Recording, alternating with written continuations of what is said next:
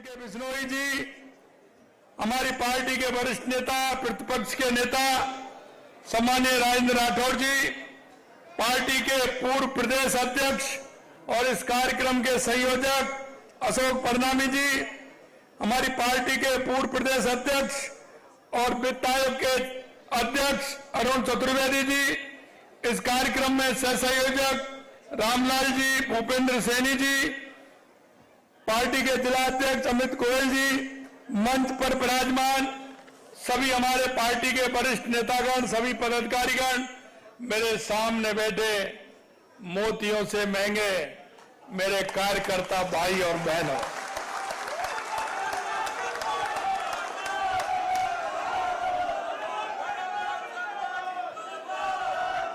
सबसे पहले तो मैं आप सभी से ये कहना चाहता हूं मेरे भाई और बहनों, ये विभाजन विभीषिका ये वो त्रासदी है कि ये त्रासदी दुनिया की सबसे बड़ी त्रासदी है। इसमें 10 लाख लोगों के हत्या से ये जो हमारा 14 अगस्त था, विभाजन विभीषिका थी, ऐसा दुनिया के किसी भी इतिहास में नहीं होगा जो देश की आजादी से पहले यह विभीषिका आई थी। यही नहीं, मैं आपको एक थोड़ा पीछे लेके चलना चाहता हूं कि देश की आजादी के लिए हमारे उन महापुरुषों ने अपने आप को समर्पित कर दिया। उन्होंने कभी इस देश में हूण आए, कभी कुषाण आए, कभी इस्लाम आया तो कभी अंग्रेज आए, और सबसे लोहा लेने का काम हमारे उन महापुरुषों ने किया था। एक बहुत ही बड़ी लंबी लड़ाई के साथ देश को आजादी मिली। देश हमारा जिस लक्ष्य के लिए हमारे महापुरुषों ने अपने आप को समर्पित कर दिया, और भी समर्पित भी ऐसे किया, एक मां से पूछा गया था कि तुम्हारे 3 बेटे हैं, तीनों ही आजादी की लड़ाई में उन्होंने अपने आप को समर्पित कर दिया, अगर आपका चौथा बेटा होता तो क्या करती? उस मां ने कहा कि चौथा नहीं, अगर 5वां भी बेटा होता तो मैं देश की आजादी के लिए उसको भी आगे कर देता। यह आजादी ऐसे ही नहीं मिली। लेकिन मैं कहना चाहता हूं मेरे भाई और बहनों, जिन लोगों ने हमेशा स्वार्थ की राजनीति की, जिन्होंने तुष्टीकरण की राजनीति की, जिन्होंने हमेशा लालच के साथ राजनीति की, उन लोगों के कारण हमारे देश का विभाजन झेलना पड़ा, देश का विभाजन झेलना पड़ा। और आपको यह भी मैं बता देना चाहता हूं, यह दर्द आज भी लाखों लोगों के मन में आज भी प्रश्न पूछता है, क्योंकि माननीय परनामी जी कह रहे थे, इन्होंने तो खुद झेला है, इनके पिताजी माताजी कैसे यहां पहुंचे थे।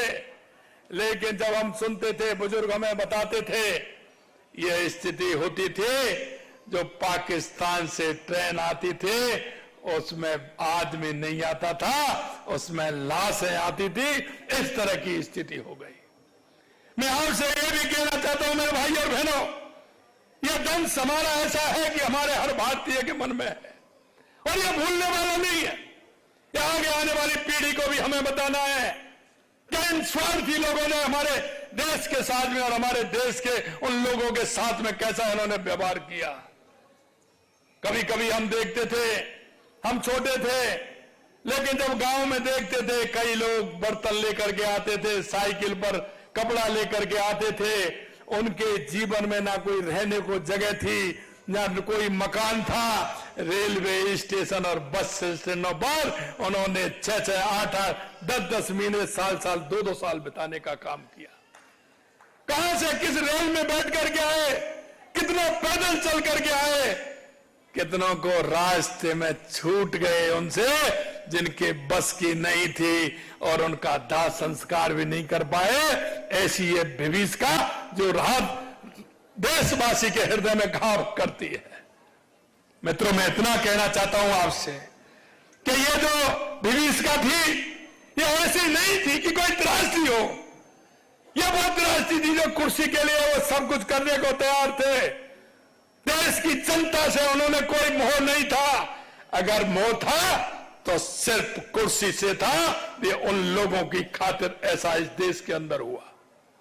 मैं आपको एक याद दिलाना चाहता हूं, आपने पढ़ा भी होगा कितनी रियासतें, 500 से ज्यादा रियासतें सरदार वल्लभ भाई पटेल ने एकीकरण किया।